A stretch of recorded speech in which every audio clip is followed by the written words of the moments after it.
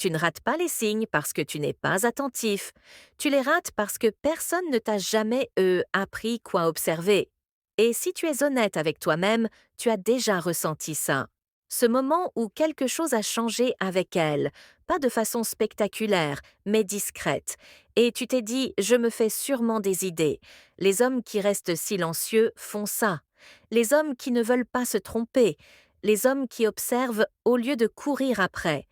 Il ne s'agit pas d'apprendre des astuces, il s'agit de voir des schémas que tu n'as jamais appris à nommer, parce que lorsqu'une femme développe des sentiments, elle l'annonce rarement, elle les laisse s'échapper à travers son comportement, son énergie, son timing. Et une fois que tu comprends comment fonctionne cette fuite, la confusion disparaît. Pas parce que tu deviens audacieux, mais parce que tu deviens lucide. Reste avec moi.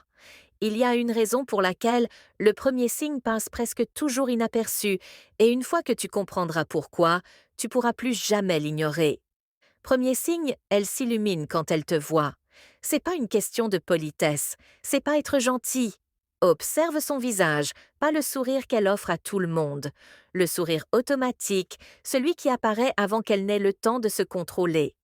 Les personnes qui ne sont pas émotionnellement investies réagissent après avoir réfléchi. Celles qui le sont réagissent avant même de penser. Quand elle te voit et que son énergie s'élève, ses yeux s'ouvrent légèrement plus, sa posture devient plus vivante, son attention se focalise instantanément. Ce n'est pas un hasard. C'est son système nerveux qui reconnaît quelque chose de familier, de sécurisant, quelque chose qu'il veut davantage. Et voici ce que la plupart des hommes ne voient pas. Cette réaction ne concerne pas seulement l'attirance, elle concerne l'anticipation. Elle n'est pas juste contente que tu sois là. Elle imagine déjà ce qu'elle va ressentir une fois que vous commencerez à parler. Lors d'un rassemblement, remarque qui balaie la pièce du regard. Remarque qui elle cherche sans s'en rendre compte. Si son visage change quand elle te trouve, c'est pas de la gentillesse, c'est une préférence. Et la préférence précède toujours l'attachement. Mais ne te précipite pas pour y voir une certitude, car ce signe n'a de valeur que combiné avec ce qui suit. Le deuxième indicateur ne concerne pas l'émotion, mais l'intention. Et c'est là que les choses deviennent silencieusement personnelles. Avant de continuer, note quelque chose d'important. L'émotion seule ne crée pas la proximité, le choix. Oui, c'est pourquoi le deuxième signe est celui où la curiosité devient intention. Deuxième signe, elle trouve des moyens de passer du temps avec toi en tête à tête. C'est ici que les choses cessent d'être accidentelles. Les personnes indécises restent en groupe. Les personnes curieuses créent des occasions. Mais celles qui développent des sentiments organisent la proximité discrètement. Pas avec des invitations spectaculaires, pas avec de la pression, avec des prétextes. Tu peux m'aider avec ça?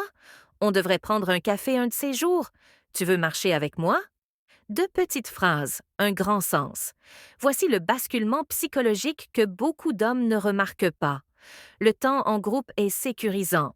Le tête-à-tête expose. Quand elle choisit l'isolement avec toi, elle choisit la vulnérabilité, même si elle ne le formule pas consciemment ainsi.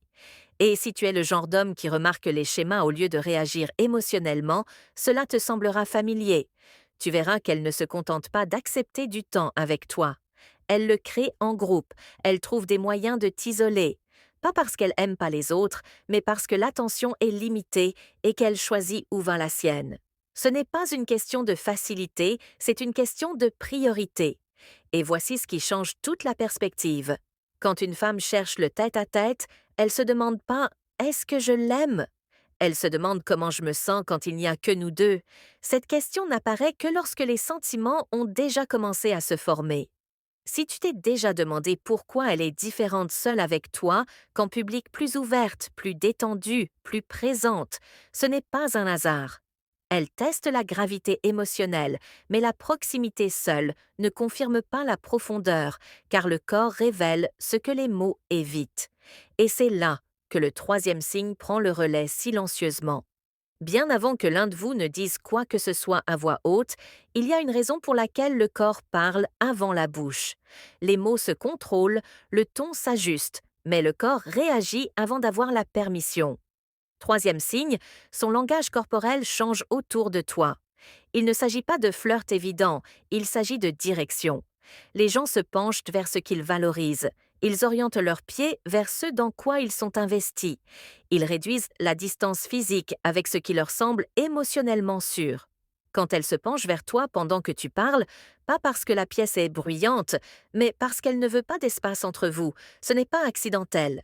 Quand son bras frôle le tien et qu'elle ne se retire pas, quand elle pose la main sur ton épaule en riant et la laisse un instant de trop, ce n'est pas une habitude, c'est une permission. Voici une vérité psychologique que peu d'hommes entendent. La proximité physique ne commence pas par le désir, mais par le confort. L'attirance sans confort reste distante. Le confort avec l'attirance rapproche. C'est pourquoi ce signe est essentiel. Elle s'assoit plus près que nécessaire. Son corps s'ouvre au lieu de se fermer.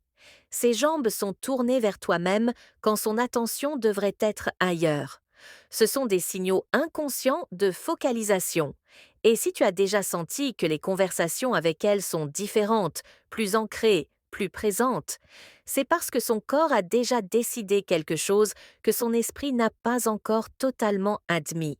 Mais ne confonds pas cela avec de l'impulsivité. Ce n'est pas un comportement irréfléchi, c'est une vulnérabilité contrôlée. Elle autorise la proximité sans exiger de réponse. Elle teste la sécurité sans forcer l'issue. Et voici le renversement de perspective. Le corps d'une femme se rapproche avant que ses émotions ne se sentent assez en sécurité pour parler. Ce qui signifie que, au moment où tu remarques ce signe, le changement intérieur a déjà commencé. Mais il existe une autre couche qui n'implique aucun contact. Elle concerne le langage, et le langage révèle quelque chose de bien plus dangereux que l'attirance. Il révèle l'identité. Quatrième signe, elle commence à utiliser nous, on, notre fais attention à son langage, pas à ce qu'elle dit de toi, mais à la façon dont elle te place dans son monde. Les personnes qui te voient comme temporaire parlent en jeu. Celles qui te voient comme optionnelle parlent en tu, mais celles qui t'intègrent émotionnellement à leur identité parlent nous. On devrait essayer cet endroit. Notre série préférée revient. On aimerait sûrement ça. Ce n'est pas de la planification, c'est une répétition mentale. Avant de s'engager émotionnellement, une femme teste l'idée du ensemble dans son esprit. Le langage est la manière la plus sûre de le faire. Et voici le glissement subtil qui change tout. Elle ne te parle plus à toi, elle parle depuis une position partagée. Cela signifie qu'elle imagine déjà des expériences, des réactions, une harmonie. Pas parce qu'elle se précipite, mais parce que son esprit se demande déjà est-ce qu'il a sa place ici?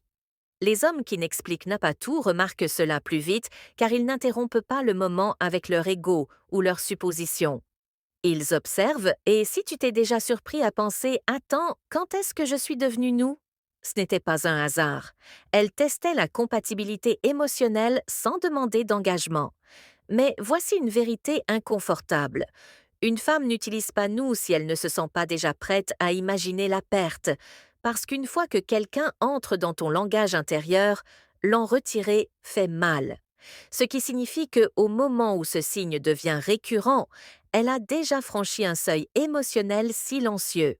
Pourtant, le langage seul n'est pas l'intimité. Le vrai basculement survient lorsqu'elle fait quelque chose de bien plus risqué. Elle te laisse voir derrière le rideau. Cinquième signe, elle s'ouvre émotionnellement. Les gens protègent ce qui compte, ils cachent ce qui fait mal et ne se dévoilent que là où ils se sentent en sécurité. Quand elle commence à te confier des choses qu'elle ne partage pas, à la légère pas des anecdotes pour divertir, mais des fragments de son monde intérieur, ce n'est plus une conversation, c'est un risque. Elle peut parler de son enfance, de ses peurs, de ses relations passées, des parts d'elle-même qu'elle ne comprend pas encore totalement.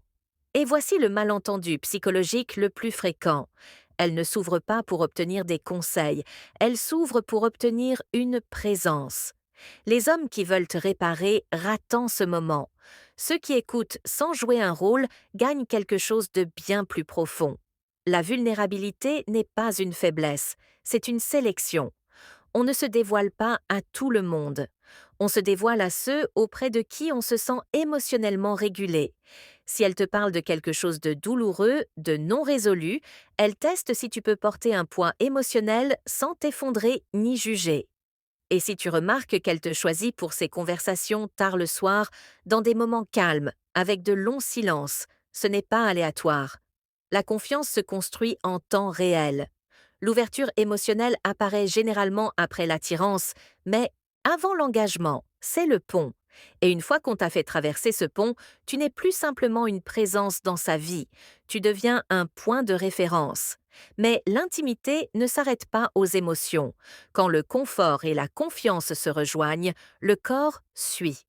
Sixième signe, elle devient physiquement affectueuse sans raison apparente. Le contact n'est jamais accidentel quand des sentiments sont en jeu. On ne touche pas ce qui nous rend incertains. On n'initie pas un contact là où il y a un risque émotionnel, sauf si le désir de connexion dépasse la peur de se tromper. Une main sur ton bras en riant, une petite bousculade qui dure un peu trop longtemps, son épaule contre la tienne sans se retirer, de petits gestes mais délibérés. Le contact n'est pas d'abord une question d'attirance, c'est une sécurité émotionnelle exprimée physiquement. Quand elle te touche, elle se sent déjà suffisamment à l'aise pour être vue en train de le faire. Si son toucher te semble naturel, non forcé, non calculé, c'est parce qu'il vient de la familiarité, pas de la stratégie. Mais voici la couche inconfortable que beaucoup évitent. L'affection physique est souvent la dernière expression sûre, avant une exposition émotionnelle plus profonde. Il est plus facile de toucher que d'avouer le manque, plus facile d'effleurer une main que de risquer un rejet avec des mots. Elle ne monte pas d'un cran, elle se révèle. Septième signe, elle te soutient et t'encourage de façon constante. L'attention est facile, l'affection est facile, le soutien ne l'est pas. Soutenir, c'est croire. Quand une femme t'encourage tes objectifs, ton travail, ta direction, elle ne réagit plus seulement à qui tu es aujourd'hui. Elle répond à qui elle croit que tu deviens. Elle se souvient de ce qui compte pour toi. Elle te pousse doucement quand tu hésites. Les personnes qui s'en fichent veulent que tu sois à l'aise. Celles qui tiennent à toi veulent que tu sois accompli. Le soutien est un comportement d'attachement parce que encourager quelqu'un, c'est lier son état émotionnel à sa trajectoire. Si elle croyait en toi avant même que tu y crois totalement, ce n'était pas de l'optimisme naïf, c'était un positionnement émotionnel. Huitième signe, elle devient nerveuse ou timide avec toi. Ce n'est pas une faiblesse, c'est la conscience de soi sous pression émotionnelle. Quand une femme développe des sentiments, ton opinion commence à compter. Et quand l'opinion de quelqu'un compte, le comportement change. Elle joue avec ses cheveux. Elle hésite sur des mots qu'elle maîtrise d'habitude. Elle soutient ton regard, puis elle détourne. Pas parce qu'elle est mal à l'aise avec toi, mais parce qu'elle se voit soudain à travers ton regard. La nervosité n'est pas un manque de confiance, c'est la présence d'un risque émotionnel. Et regarde le schéma, elle s'illumine, elle crée du temps à deux. Son corps se rapproche, son langage t'inclut. Elle s'ouvre émotionnellement, elle te touche, elle soutient ton avenir et enfin, elle devient prudente avec toi. Ce n'est pas du hasard, c'est une progression. Tu ne ratais pas les signes. On t'a simplement appris à chercher les mauvais.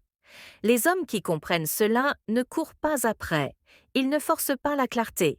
Ils ne paniquent pas. Ils voient clair et quand la clarté arrive, la confusion perd son pouvoir et le doute aussi.